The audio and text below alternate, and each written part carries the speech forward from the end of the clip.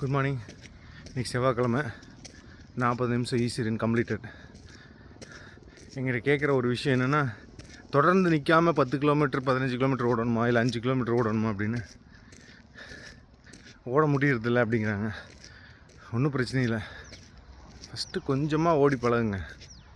Daily ஒரு 200 metre ஓடினீங்கன்னா போதும். Daily 1 kilometre நடந்தீங்கன்னா போதும். ஒரு மாதம் வாக்கிங் போங்க. அடுத்த ஒரு மாதம் ஜாக்கிங் போகலாம். ஜாக்கிங் இன்க்ரீஸ் பண்ணலாம். குளருது ஓடிட்டு வந்தால அப்படி அப்படியே இன்க்ரீஸ் பண்ணோம்னா அப்புறம் ஓடி ஆரம்பிச்சுக்கலாம். நம்ம அடுத்த நாளே ஓடி கப்பு வாங்கணும்னு அவசியமெல்லாம் கிடையாது. நம்ம உடம்புக்காக ஓடினா மட்டும் போதும். எங்கிட்ட இன்னும் ஒரு 5-6 பேர் கேட்டாங்க, நீங்கள் ஏன் 100 நாள் சேலஞ்ச் வச்சு 6 பேக் ட்ரை பண்ணக்கூடாது? எனக்கு அதெல்லாம் ஆசை இல்லை. நம்ம உடம்பு நல்லா இருந்தால் போதும். ஏன்னா எனக்கு அந்த பேக் பெயின் வந்து ரொம்ப கஷ்டமாக இருந்தது. அதுக்கு ஒபீஸ்னால தான் பிரச்சனை. நீங்கள் உடம்பு குறைச்சே தான் ஆகும்னாங்க. ஸோ அதுக்காக தான் ஓடுறேன். நிறைய பேர்த்துக்கு ஏகப்பட்ட பிரச்சனைகள் இருக்கும். அதுக்கு ஓடினா ரெடி ஆகுமான்னு தெரியல. ஆனால் ஓடினா வாக்கிங் போனால் ஹெல்த்தியாக இருக்கலாம்.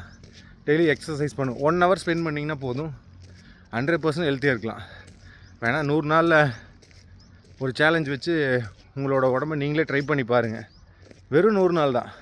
அதுக்கப்புறம் அதுவே பழகிடும். ஸோ ட்ரை பண்ணி பாருங்கள். Have a nice day. Bye.